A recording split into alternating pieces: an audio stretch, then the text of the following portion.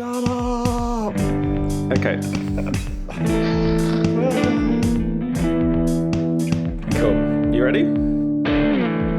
Welcome to Piggy Bastards, a podcast where you get to hang out with three really cool guys. At least that's what... Wow. That's the worst start ever. He's going to say something else, we cut him off with our laughter. It's okay. Carry on with the At stellar least that's introduction. what my mum says. How long did you write that joke for, Matt? Oh, so long. That's pretty good, I like it. It's what she actually says about you. My mum would say the same as well, actually, to be fair. Your Shout out to mums both everywhere. comment and like our Facebook posts quite a lot. In fact, I think they are our most regular likers, which, There you go then. you know. Wow. Great. Mother's Day coming up and all that. Let's shout out to the mums. Hi, Yeah. mums. I was going to say their names then, but I've forgotten them both. I'm sorry. I know it's Sue, and I know it's... Well, I'm ill. They've gone out of my head. Nick, what's your mum's name again? Liz. Liz. Hello, Sue and Liz. Yeah. Well... That's great. Well, it speaks Thanks for to the listening. quality of our content that we're transgenerational. Very good. I like that. Yeah. How you're taking it. Yeah. Right, should we talk about some music? Yeah. So my name's Matt, and I'm joined by Nick. Hello. Hi, Nick. Hello there. And Fran. Hi, Hello. Fran. Hello. Cool. So yeah, we're going to talk about some music. This month we're going to be talking about Bonny Light Horseman with Bonny Light Horseman, Sampa the Great with The Return, Liturgy with HAQQ, Chelsea Wolfe with Birth of Violence, Chance the Rapper with Acid Rap, and I made a Metronomy playlist. And if you get fed up of listening to what we're talking about, you can always go to our website at pickybees.com. And we're across all the socials, so find us there. If you just hate our voices, because you can read our voices instead. Or just Wow. Fran's voice. Such an advertisement. Yeah. Perfect. Yeah. So let's get started. I'm going to start by asking Nick, which was musically most interesting to you? Okay, this is going to be fun. I'm going to pick Liturgy. Shock, horror. With HAQQ. And I thought that this album actually... well, I'll say first of all, I thought it had some interesting stuff going on in it. I thought the track HAQQ itself was probably the strongest track. It sort of breaks down in an interesting way and completely falls apart towards the end of the song, which I thought was generally good. And also I thought the general direction of the glitching in this sort of black metal melee of sounds was really interesting and sort of broke up some of the general tone of sort of screaming and distortion and whatever, and the string stuff as well. It was probably better than the one I had heard of theirs before some years ago, in that it was more, I was able to engage with it a bit better, but it felt like it wasn't as fatiguing. I mean, it's black metal, but still, the previous album was literally exhausting to listen to if you got past about 2 minutes of it. Your ears were just battered by it and you couldn't take any more, basically. So yeah, this is a better album than that, I thought. In the end, though, I think there's some serious problems with it. So it's interesting, and I really struggled to understand what was the problem with it, because in principle, as everyone knows on this podcast, I've been looking to try and find some decent black metal or heavy stuff in general for quite a while. You've not done very well so far, have you, though? I haven't, and this is why I was really hopeful that Liturgy could deliver. And they have delivered on many levels, I think, in terms of it being very dark, very aggressive, as you'd expect, and also very interestingly oddball in terms of some of the, as I say, the glitching, the kind of odd piano pieces and bell sounds that are sort of relayed into the guitars and stuff. I think in the end, though, I did work out what the problem was. There's two problems, actually. One is a very obvious thing, maybe, which is I cannot get behind the vocal sort of screaming. I just find it grating and not... mostly just not dark. It just sounds very forced, and it is very literally forced. It just sounds very stale when they do that, and it's a lot weaker than the sounds of the guitars around it. So I thought it was really disappointing, actually, and hoped that they would find a way of doing it. And I think maybe it's just individual voice stuff. Other people could do it better, perhaps, but this particular album, it didn't work for me. But the bigger issue, actually, which is what took me so long to work out, actually, was something fairly specific, which is the reverb on the album is so pronounced, is so heavily layered. It's actually really hard to get close to the music. I feel like it's actually, even though there's a lot of volume in it, it sounds like it's washing behind something, like under a blanket of reverb that sort of forces you away from hearing it fully and getting what I want to happen for this kind of music is for it to sort of swallow me whole and be completely overwhelming and sort of blow my head off, basically. But it doesn't really do that, and that's because it doesn't feel intimate because of this reverb distance. So I think it's actually something that could be fixed fairly easily. And when I listen to, say, we've gone on about before, if I go back to something like My Bloody Valentine, that's also got a lot of reverb on it, but not as much as this and not as washy as this, I think it actually sounds closer. So I mean, you may hate that band or not, but the music of MBV is closer to your ears than this is, and that's the big problem I had with it. So in the end, I don't think it's an album I'll go back to. Honestly, I thought it was an interesting exercise, and I might listen to other things if they come up from the guy. I can't remember his name now, but yeah, it's basically a solo artist, isn't it? So is it? I didn't realise it is. Yeah, it's just one guy basically. Yeah, so yeah, interesting but problematic in a couple of ways, which I thought themselves were interesting, but didn't actually make for an album I wanted to go back to. So there we go. Okay. Cool. Okay. Fran? Well, I'm going to congratulate Nick for being able to speak for that long about this album and to even come up with any points, because I'm going to have to keep my comments extremely brief. I mean, I'm not going to be one of those people who reviews an album that they never were able to listen to the whole way through, because I'm sorry, but I just wasn't. You said a couple of things, Nick, about the previous album being so great in within a few seconds. I mean, I tried several times to get through this album and I couldn't. I think I've probably heard every song at least once, but every time I started listening to the album, I just started feeling, life's a little bit too precious to listen to Liturgy, really. There's so many other things I could be doing. So yeah, it's the screaming. I mean, that is a big problem for me, in that I wouldn't mind if there was a song where they screamed like that, but every song was the same, really, in that terms of just a scream. It's very much part of the genre, isn't it, to be fair? But yeah, I know what you're saying. It is, but it felt the same in every song here. I feel like I went to see Big Thief this last week, and they were supported by a sort of pretty heavy sort of metal band where it was screaming, but it was varied and there was light and shade in it, whereas with this Liturgy, for me, it was all the same. I couldn't get beyond that, and I couldn't get beyond any of it. That's me. Okay. Yeah. Wow. Right. So I agree pretty much with Fran. I listened to it a lot. I did try, because I do better than Fran copying out completely. I don't give up like that waste of space. I tried several times, but I just never managed to get through the whole thing in one go. Press play and sit there, mate. It's not like running. I've got other things to do, man. I've got other things to do. But I do think, like some of the words you use, Nick, to describe it, like it felt assaulting, and it did evoke a reaction, but none of it was positive. It didn't feel. I know we've covered bands like, I think, Swans and Sun O before, and I walked away from listening to those albums always with interesting things, and maybe like the whole album wasn't a runaway success with me, but there'd at least be one track that I absolutely loved. And I did feel buried by it, but this didn't feel like that. This just felt like just a hot mess. It felt. I think it's actually not assaulting enough. That's kind of the point I was making in terms of this intimacy issue and the reverb problem. So I don't want to cut you off, but I'm just That's it's actually not the assault that's the problem for me. I want it to assault me more extremely. Well, yeah, I think that gets to the point. It just felt less considered, and it felt more like just a toddler got let loose with a shit ton of instruments and just went wild, smashing everything at once. Nice. Toddler that would be sort of in some sort of, shackles or an institute or something. They wouldn't be allowed out. Yeah, like I don't know. The only positive thing, there was points where there was some very pretty piano that I liked, but that would last for a couple seconds and then it would disappear. So broadly, I was quite surprised by how much piano was in it, actually. And piano alone, I thought there was a whole song which was basically piano, wasn't there? The second track, I think it was. Anyway, so but no, it's a really no glad from none me. of us have fallen into our stereotypical positions. Then that's really good. We've all really interrogated our positions and done something different there. That's great. Well, why have you chosen this as the most musically interesting? Because you didn't seem to actually find it particularly. No, I found the problem of understanding why it didn't work for me in lots of ways the most interesting exercise in the whole playlist. Okay. Yeah. as an academic exercise. It was, yeah, it was. Yeah. Instead of an emotional one. Yes. Fair enough.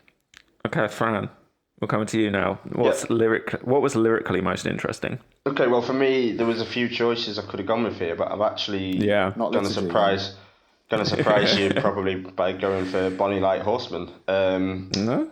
So I found it a pretty fascinating album, really. So I don't know if you don't know, it's a supergroup formed of a singer called Anais Mitchell, Eric Johnson, the Fruit Bats, and Josh Kaufman. They're all pretty big names in folk music, and Kaufman's done a lot of work with bands like The National. So apparently all these songs are reworkings of like old folk standards with an attempt to make them more relevant to today's political climate. And I thought they'd done themselves a bit of a disservice originally, starting with the title track, as I probably find it the least enjoyable on the album. But then it probably fits in with the theme the most, as it takes a song about an old war and an old authoritarian leader to make comments about the sort of leaders we're seeing in the world today. So yeah, I found the album and its lyrics really involving and interesting for these reasons, but I also just thought it was quite a beautiful piece of music at times as well. I love Magpie's Nest. I think the guitar tone on that song's really gorgeous. I think the roving's really good. I think their voices work so well together, and the instrumentation is just really delicate and intricate. And then Mountain Rain goes back to the main theme again. It sort of reimagines the folk staple story of John Henry to look at the disenfranchised workers in our current society. And then, of course, there's Justin Vernon appearing on Bright Morning Stars, making everything sound beautiful like he always does. So, I can see why some people might find this album sickly sweet, and I'm imagining at least one of you is going to say that quite soon. But for me, the concept combined with the storytelling and the lyrics and how their voices work together made it a really strong album. I know a lot of stuff by all of them on their own, and for me, this was better than any of that. So, yeah, I was really pleased with it. Really impressed. Cool. I'm going to jump in. Yeah. I going on from what you said about whether it's sickly sweet. I initially was thinking this. It sounds kind of polished. It's maybe the countrier side of folk than I normally like to hang out in. But I ended up walking away from this album as probably one of my favorite new discoveries in a very long time. I think there's something about the way that the voice harmonies come together. They really complement each other really nicely, but they do call and response, but they also give each other time on the mic separately as well. So they feels like they both can, or the main singers can shine really, or everyone can shine. And then the tone of the guitar, something about it feels quite traditional. It feels very like they're around a campfire. And it's kind of intimate, but they're telling these grand stories. So I really, really, really like this album. So I'm very happy it was on. I'm very happy it was on the list. Really? Yeah, okay. I was kind of blindsided by how much I dug into this album. Yeah, I mean, it is the countryside. I think can be really hard to get past for a little bit, but I think if you give time, I'm not sure everybody would be able to get past that. But for me, it was Any particular tracks, Matt, that stood out to you before we go to Roving? Yeah, I think Roving's fantastic. The literal and metaphorical way that it's very simple concept, but it's very powerful and very relatable. Cool. I enjoyed it a lot. Cool. Nicholas. Okay. I think the question is that you both raised, I think, in certain ways, is this country or folk? And I know that it's got these connections to folk, and at times it does fall into that category. Other times it's much more country. And I really have a tough time with that genre. In general, I find, and it was interesting, I could have even put this down as what was most interesting musically, just because I really debated where it sat in that spectrum and what was annoying about country that's not annoying about folk. And I think part of it is, there's various things about sort of pop country, sort of mainstream pop country that I would certainly find repellent. But for this album, I just think at times it fell into that country side of things because of the tone of the vocals a lot of times, which I found to be quite whiny, honestly, kind of irritatingly whiny and difficult to get past that. I found that quite off-putting because then it just sort of pulled all the folk elements into the country side of things, and I just felt like really pushed away from it, you know. Would you rather listen to her voice or the voice of the guy from Liturgy? Yeah.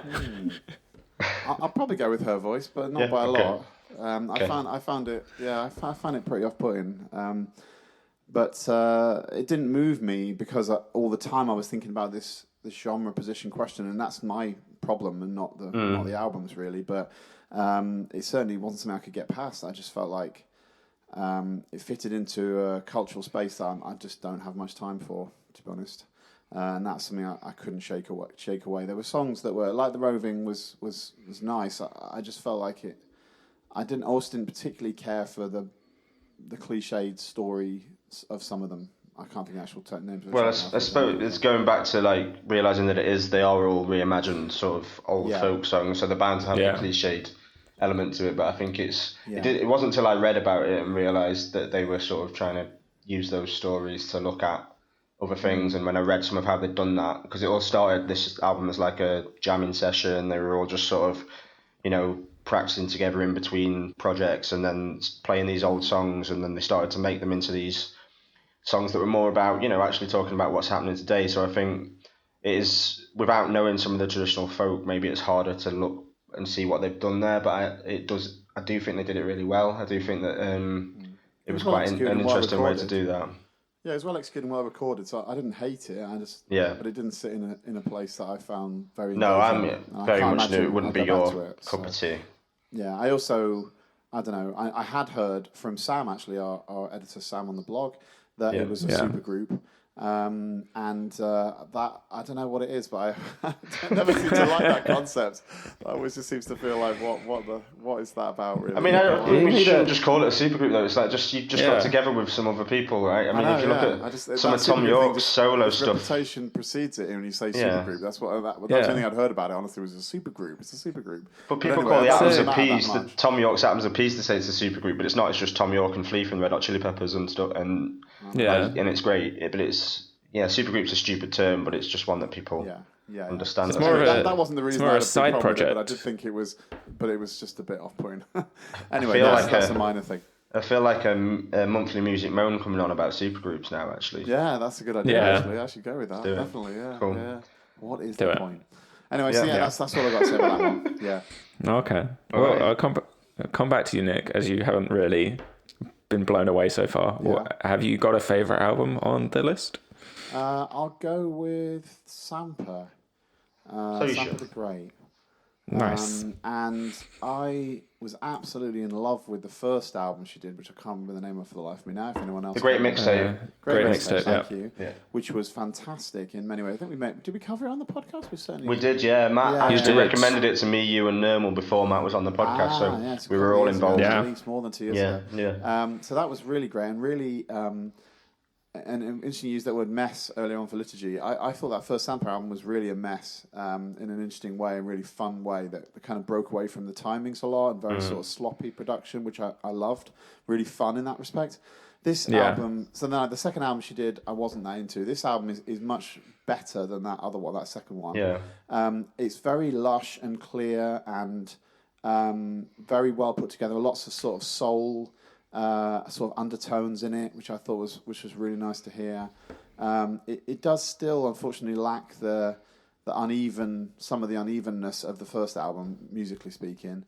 So I kind of, if I had to choose one, I'd certainly still choose the Great Mixtape of the two. But I really liked it.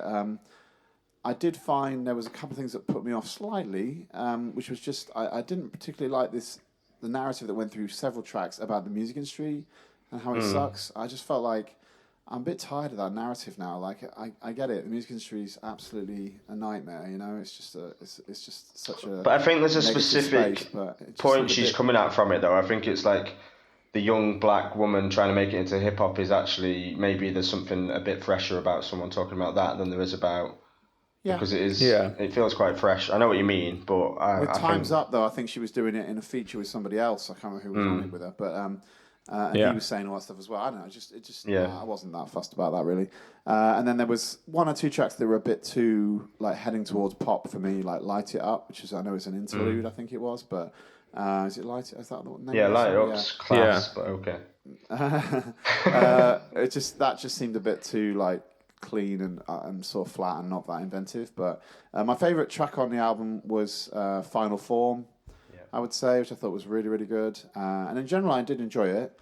And it was the best thing I heard on of these, I think. But didn't totally love it. So there you go. Okay. Fair enough. Fran? Me, you.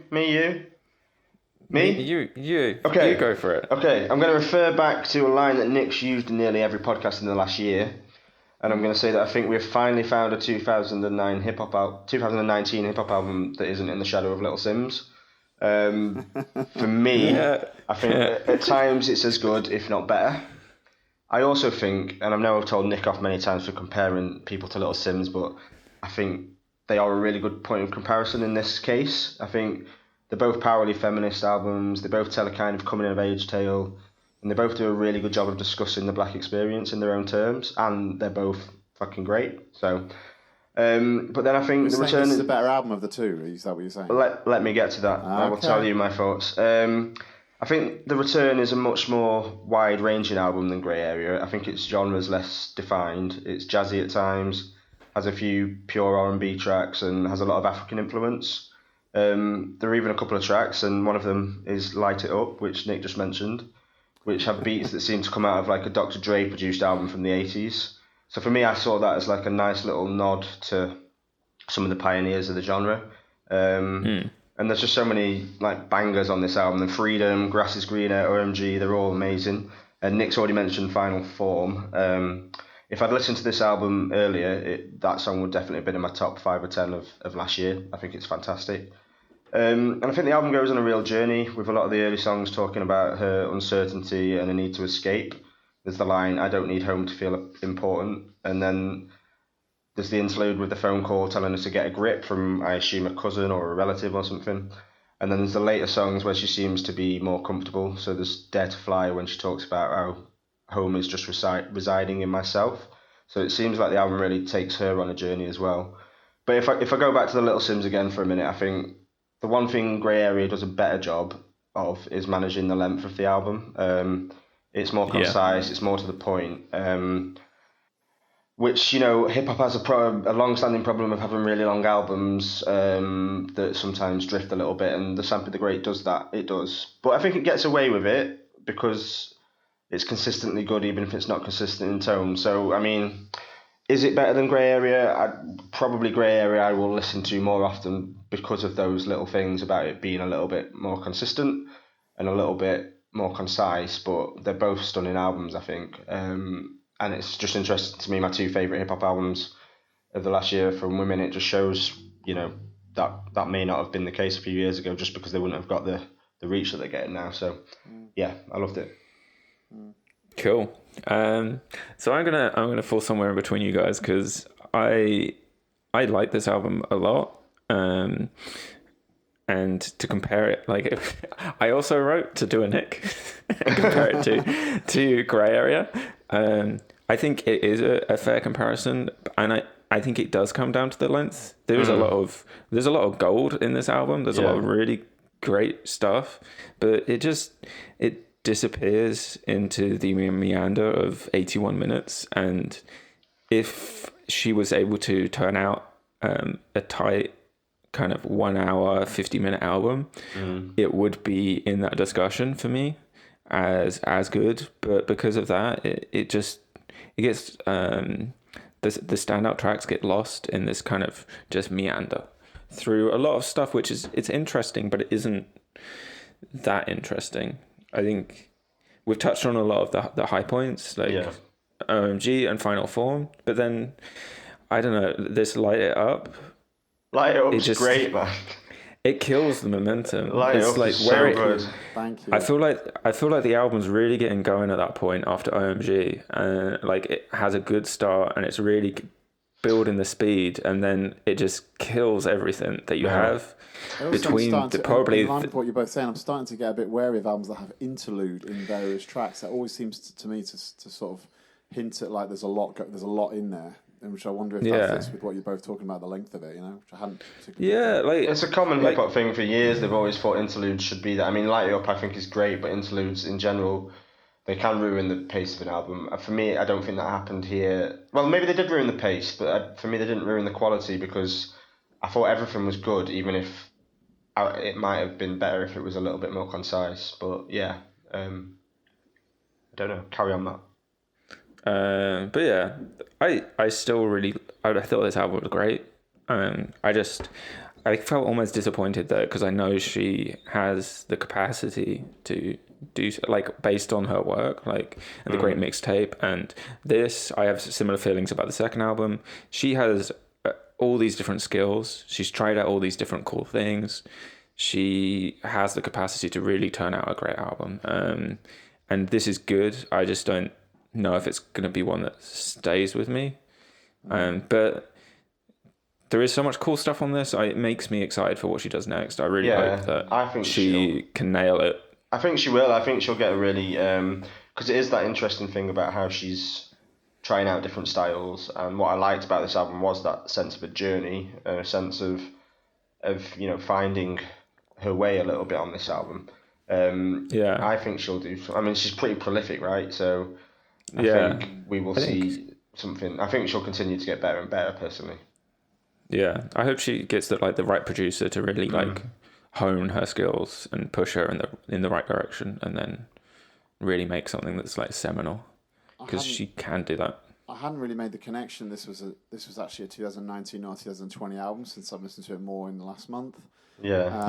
So because that's annoying now, because I would definitely have said she was in the shadow of grey area had I realised it was a 1990. It's not in the shadow of grey area though. It's not. Grey area is so much more pointed and so much more aggressive and tight, and it kicks its ass. For me, the only thing that separates the two is that it's a more well-crafted album.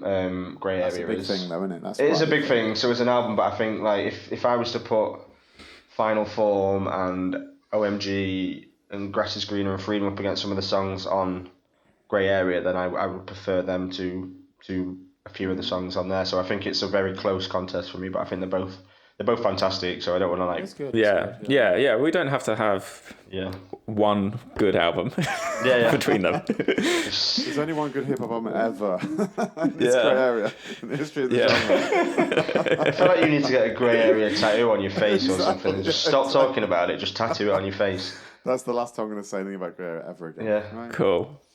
Right. Well, I'm going to jump in and talk about Chelsea Wolfe, Birth of Violence, because I want to get it out of the way. Okay. I found this to be quite boring. I think it has this like weird ethereal folk that I didn't find was very pretty or interesting enough to really kind of wash over me, which I'm looking for in this kind of like genre. I want it to wash over me and like transport me somewhere, and it really didn't do that in any kind of meaningful way. It felt like it was aiming for that, like a transcendent kind of feeling, but instead it sounded kind of tropey, and in reality it just became a bit sluggish for me. And like if you have a checklist of stuff that I like slow steady beat and a soaring guitar and like vocal crescendos, that's like often is going to be a winner for me, and like a lot of that stuff was there. It didn't connect. It felt to me more like if you took Bat for Lashes and took the less interesting part of them and then crossed it with the sparsity of Julian Baker, and then you just end up with not much. Yeah, that sounds like the most boring combination of artists I could possibly think of, I'm not gonna lie. Yeah. And so I don't know, I think it's really great. There is such a plethora of like female singer-songwriters out there at the moment, and there are some absolute killers. But that means you have to do more to be noticed, and I don't think she's doing enough. It's a pretty highly rated album, though, right? It's been in a lot of. Yeah, I've seen people talk about it, and I don't know why. Who do you want to go to? Who's going? Who wants to go? Go, Nick. I'll go. Okay. So I am a member of a Facebook group about PJ Harvey, and it's really a pretty pointless group, honestly, in some ways. In that there's a lot of like just saying, "Isn't PJ Harvey amazing?" Which I kind of get already. But one thing they also do is frequently say, like, who else is like really good that's like PJ Harvey? And somebody, more than one person actually, over the last few months when I've sort of seen this feed occasionally, has said Chelsea Wolfe. And I was like so annoyed by that, because I know her music from the previous album, Abyss, the last one, which was like more of a straight sort of generic black metal album, which I thought was okay. But this album sums up why there is no fair comparison between PJ Harvey and Chelsea Wolfe at all. I mean, I don't understand what they're talking about in many levels. This is, as you said, Matt, a very dull album, a very flat album, an album that's so sort of dreamy. It just loses your interest because it's so. Talk about reverb on Liturgy. Forget it. The Chelsea Wolfe is just, some of the songs just sound like a big empty room. You know, it's like a single string being plucked in a big empty room. It's just really, really flat, and it also struck me as very produced in a way that seemed to come across as like pop metal, which I don't. In other words, very stylized to look like metal music. And again, I know, neither of you didn't like it, but the Liturgy has credibility for me as an album that's trying to do something different in a genre that's unusual. Chelsea Wolfe is not at all doing that in a sort of mute genre. She's just doing like what people do when they play metal if they want to be tough, you know? Yeah. Weirdly, the best melody on the album is Deranged for Rock and Roll, even though that's possibly the worst name for a song I've heard in a long, long time. In that it sounds a bit like BRMC. It's just got a good sort of grinding, sort of rising melody, which I quite like. But melodically, a lot of the songs, like Little Grave is a good example, is just so like washy that it just disappears. It just disappears. Yeah. So so disappointing. And anyone who tells me that it's PJ Harvey like is really, I'm gonna be fuming about that. It's not cool. It doesn't qualify. So yeah, no, sorry, I didn't like it. Okay, well, this album sort of really reminded me of someone called PJ Harvey. I don't know if you've heard of her. No, it didn't. Do you know what? Although I did think that a couple of times on my first few listens, but we'll get to that. I originally quite liked the album on my first few listens. I liked the tone of the music. I thought she had a decent voice, even if it was a bit one note at times.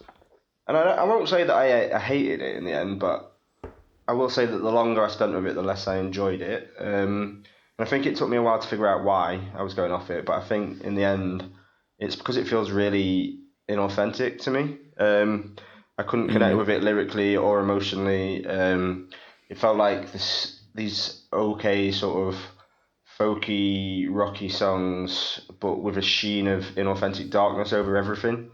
That's exactly what I mean about the credibility of Liturgy versus this. Liturgy, whether you like him or not, is doing something he genuinely cares about. Chelsea Wolfe doesn't seem like there's any authenticity at all. Yeah, it feels like she's trying to get certain people to get on board with the.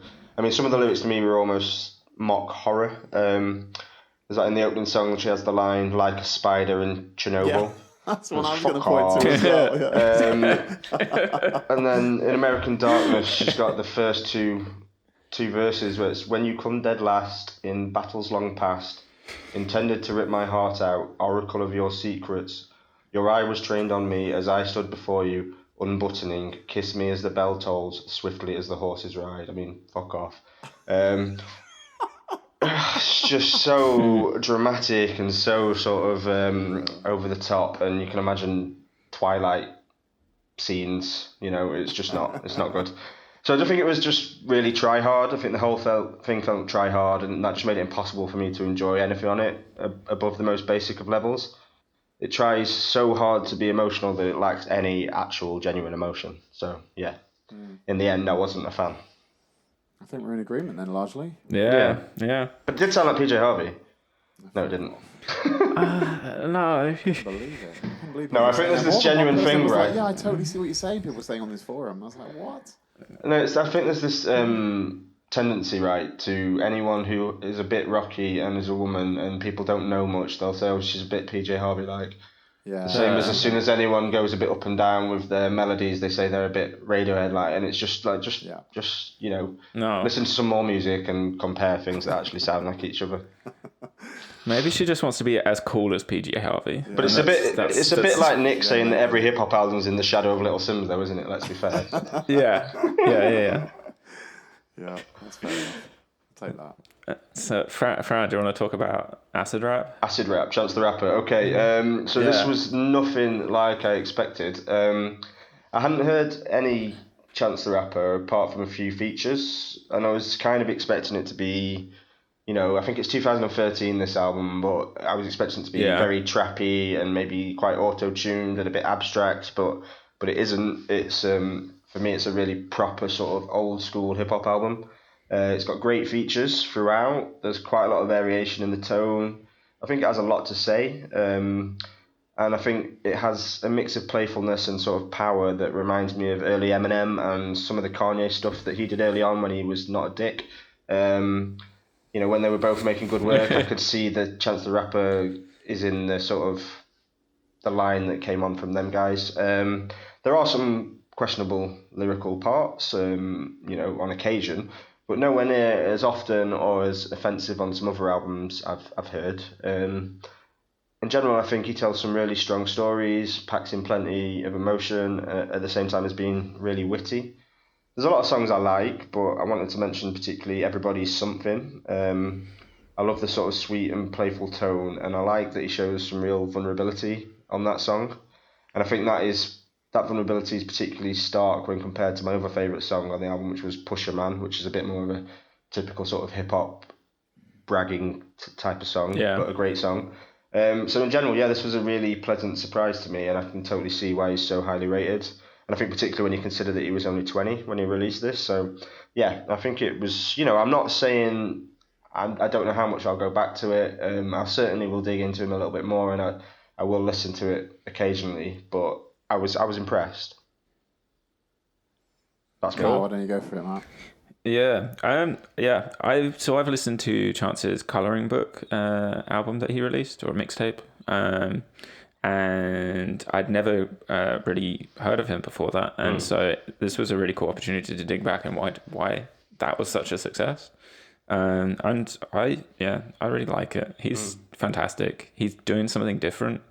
He really seems to be like, considering how young he was, he does seem to have come out at a time to really help drive kind of the reintegration of like soul back into hip hop, rather than it being so like electronic. And so I think it's really, really just a really, really great album. I like the way it fluctuates between genres and styles.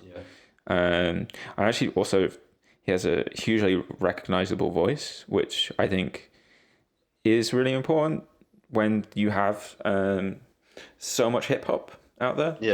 He also takes a lot of influence. I think it's a different sound that's a bit more almost squeakier. I think it takes more influence from people like Lil Wayne as opposed to other people who are held up as like greats. I've never listened to Lil Wayne, so I mean I don't know if I want to, but Lil Wayne is a different kind of rap, right? But he is still a very talented musician and a talented rapper. Even if it can at times be nauseating. Wow, high recommendation there. Occasionally nauseating. Let's put that on the back of the CD.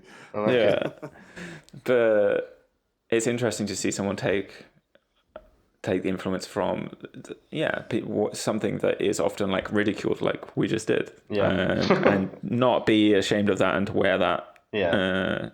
So like forefrontly. Is that a word? No. We're on the forefront of his persona. Okay. Sorry, I was just checking if it was a word. I'll let you off. Yeah.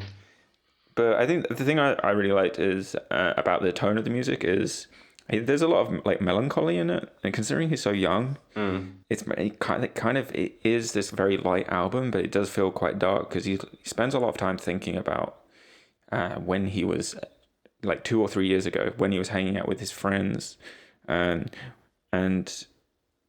his kind of enthusiasm for like life and music and everything like that, and to see him looking back with so much like yearning for that time. Yeah. It's just kind of almost sad to be that he's already at that point where the melancholy's hit him at 20. But maybe that's me just reading too much into it. I don't know. But yeah, I'm gonna continue listening to more of his stuff. But I still think Colouring Book is maybe my favourite. Okay, I will listen to that. Okay, Do it. I'll jump in then. So I when I first put this on the very first time and listened to a good ass intro, I thought, Yeah. this is going to be an absolute pile of shit. Honestly, I really thought, like, what an irritatingly chirpy sound he's generated there. But actually, when you got past that, there was a lot of really good stuff in here, which I found, and I found his humour, which is in some of that intro track, but is much better portrayed in other songs. It was actually really carried him through a lot of stuff, and I thought it was actually quite interesting in that respect. It reminded me of Saba a little bit, which I know is a later album. Obviously, later albums, I should say. Saba appears on my favourite song on the album, doesn't he? On Everybody's Something. Yeah.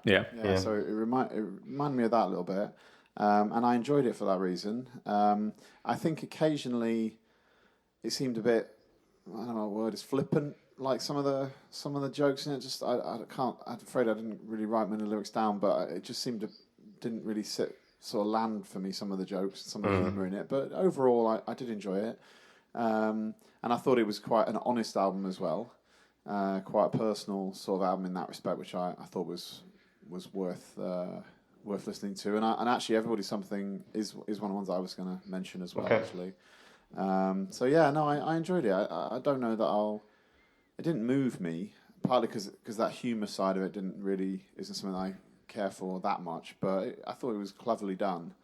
So I don't know if I'll come back to it loads, but I'm glad it's out there. Put it that way. You're not into humour. Cool. I'm not what? You're not into humour. I'm not. You don't like funny. No. I never laugh or smile. No, it's just not me. It's just not me. It's serious. I'm a true picky bastard. Come on. Yeah. Cool. Program. Okay. Yeah. So that's all I've got to say about that one. Cool. Yeah. So what do we think of the playlist as overall? Do you know what? I thought it was pretty good, despite Liturgy. Yeah. I thought it was pretty good. We were listening to this playlist for a long time because we swapped it round with the albums of the year one, and then we had to cancel one of the recordings, so it's been there a long time. But in general, I thought it was decent. I mean, when I first was listening to it, and I still didn't hate the Chelsea Wolfe, I liked it even more. But then, as time went by, I kind of grew a little less interested. But I think it was a good playlist compared to some of the ones we've had in recent times. Yeah, I'll go with just okay, honestly. The only album I'll go back to is Sampa. I think Chance the Rapper was decent again, but the others. No, I don't think it's really worth a lot more time than I've spent on it, which is quite a bit, to be honest, as Fran pointed out. You're not going to buy you're not going to buy Bonny Light Horseman on vinyl then, Nick? I'm actually not. I assume you already have you? No, I haven't yet, but I might do. To it. So on the short list, I think I would describe their playlist as a bit of a shit sandwich. There was some real tasty bread at the beginning and the end, but the middle, the filler, was not good. Is the filler just Liturgy and Chelsea Wolfe, right? Yeah. Okay. They made it a tough swallow. But stop trying to eat shit. Yeah, really, I don't like this tonight. You're the ones that are making me do it. Didn't you choose either of them? Were they both Nick's choices? Yeah, that was. They were Nick's choices. Yeah, Nick, you Nick. And I would stand by the Liturgy choice. I'm pleased I chose that because it was an interesting exercise. But the Chelsea Wolfe, for that one, I apologise. I mean, I'll go back to the Liturgy, and the reason that I wrote in my notes that I wasn't going to say much about it was because. And I don't feel it's fair for me to say too much about it because I actually don't. You're too close-minded. Well, I couldn't listen to it and I couldn't comment on it because it just isn't my thing. So I can't tell you whether that's a good version of that because I don't know. But I can tell you that I couldn't bear it. But that doesn't mean I'm not saying it's bad. I don't know.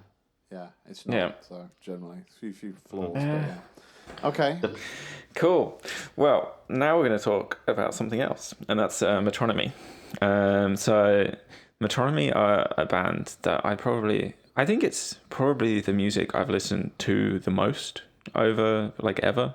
Wow. Think the kind of the way the style has evolved and has also kind of mirrored the music that I listen to, and as a result, every single album I listen to a lot. And so it's a band led by this guy called Joseph Mount, and the band surrounding him fluctuates in and out, but he's always the core. Sometimes some of the albums it's just him, sometimes he does a full band. But he started in Brighton, and so he's from Torquay, but he started the brand in Brighton, and so that's where I heard him, and I kind of got on with the first album, which I don't know. I put the playlist together in a very chronological order because I wanted to show kind of the evolution of style, which I feel like he starts in this weird electro alt place, and then he ends up making this ridiculously catchy pop music, and all the time every single album is distinctly unique, which you maybe be able to get the sense of from listening to 2 or 3 tracks, but at the same time it's uniquely also Metronomy. And so the other thing that I really love about him is that he's not afraid to make these really, really, he wants to make super catchy, super poppy music, but then in an album he'll have this thing that could chart, and then right next to it he'll have an 8-minute long Kraftwerk-esque weird electro track, and it's really, really just fun to listen to. And especially when you go see them live, I don't think there's a live experience I've had that is more fun. That maybe LCD Sound System, where you go to see them live and everyone is just, irregardless that sometimes the songs are very morose, or they're very nostalgic or melancholic, but irregardless, because of the kind of very funky backing to it, everyone is just still so full of joy at the live at the concert. And so I've had some of my favorite concert experiences seeing Metronomy live.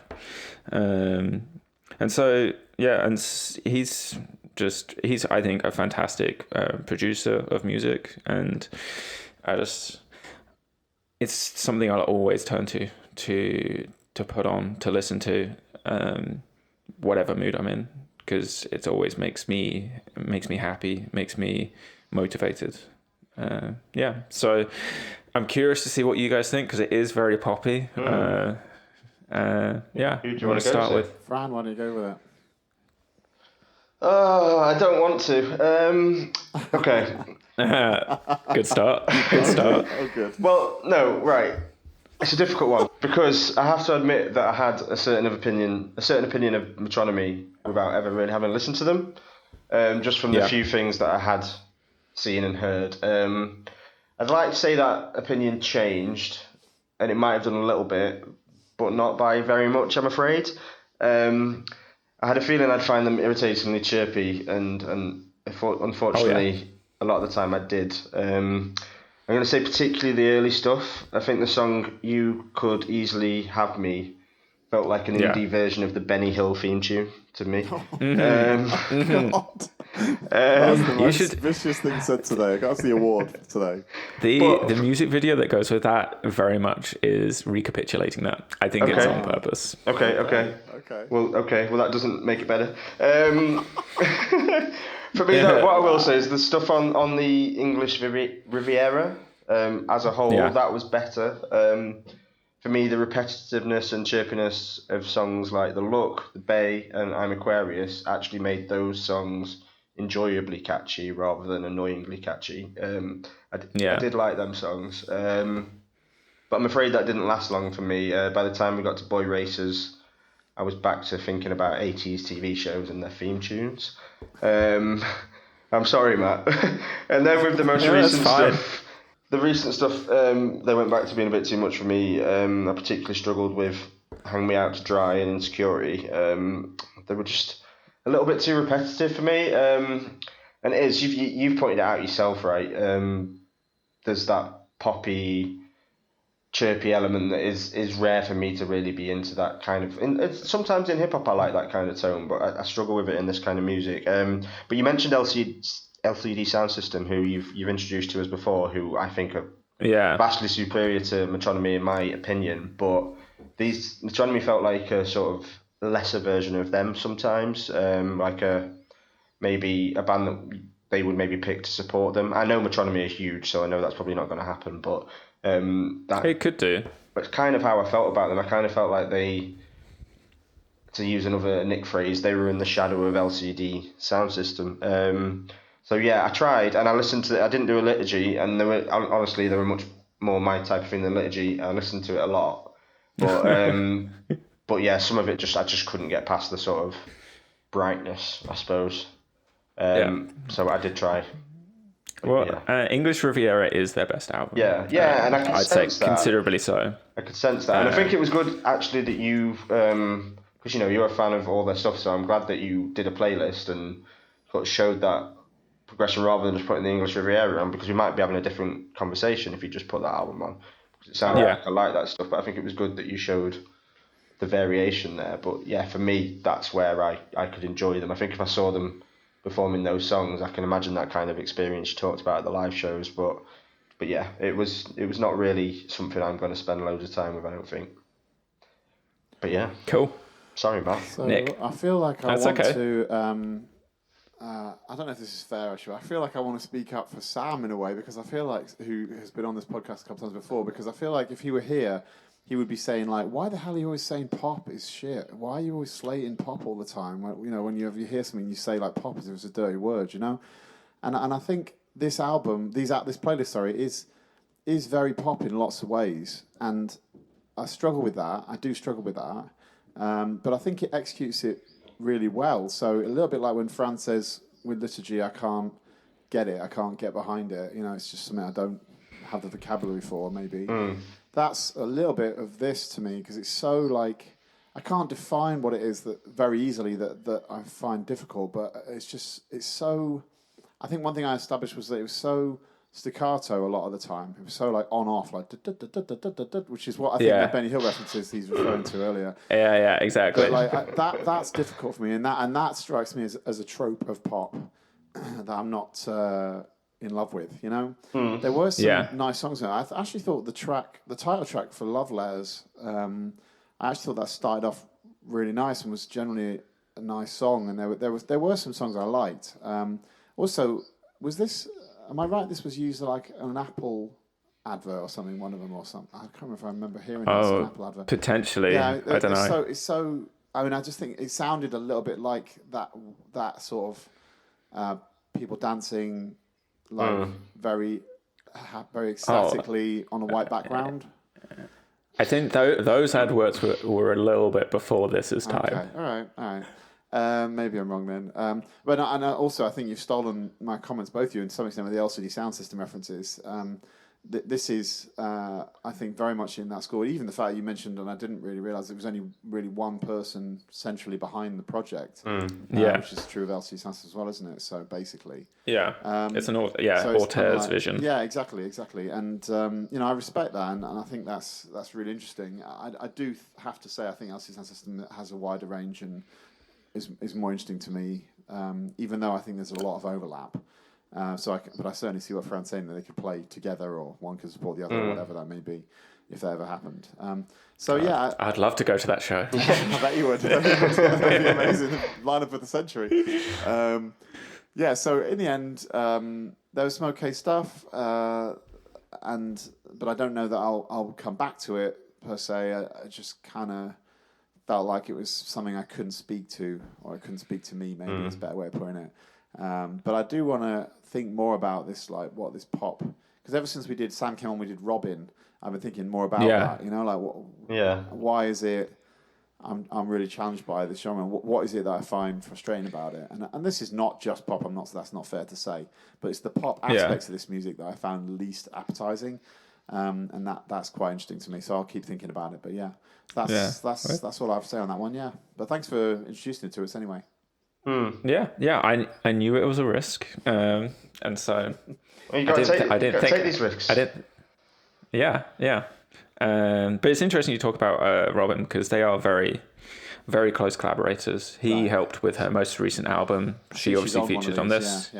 Yeah, and they've released some stuff together under like pseudonyms. Oh, really? Yeah. She's on one of the ones that I really didn't like. She Hang Me Out to Dry. Hang Me Out to Dry. Yeah. One of their best tracks. Yeah, no. One of the best tracks. But yeah. Cool. But to make you feel better, Matt, just while we're still on it, while I was at Big Thief gig on Sunday, and I was just remembering how, because I was thinking, I've got to talk about Metronomy soon, and I don't want to upset Matt too much. But then I was thinking, you introduced me to Big Thief, who after seeing, I think they're now up there in my maybe top 3 or 4 bands working on the planet. So and it's Sampa as well. We mentioned earlier. Yeah, so you can't get it right every time, mate. But just. 10 out of 10 for effort is what he's basically saying. But yeah. Well, we can't all pick Radiohead as our... That's every single selection. And also, I mean, it's good to listen to this stuff anyway, because things like Metronomy and people that you've had on the radar for years but I've never really listened to for various reasons, so I still think it's really... I'm glad now that I've spent that time listening to them, and when I see them on a lineup, I can comment on it and I can actually know what to avoid them. Instead of just saying, Metronomy are playing, I'm not going. At least now I know. I'm not going, this is why. I'm just digging myself a bigger hole here. Right, I'm trying my best, but it's not working. I'm trying to help out, it's not working at all. Right. Okay. Cool. So that's next time out. Yeah, next time. So next time I'm going to be I've suggested we talk about Grimes' new album, Miss Anthropocene, and also Against All Logic with 2017 to 2019. Okay. And I will be doing Square Pushers, Big B Up a Hello, and HMLDT's West of Eden. Okay. So I've picked as the classic Kicks by NXS after watching the Michael Hutchins documentary recently. And I will be telling you guys why I love Aldous Harding, and I've put together a playlist to demonstrate that. Nice one. Awesome. Thank you. Well, thanks for coming out. All right, that's that then. Make sure you go to our website and all those things. Goodbye.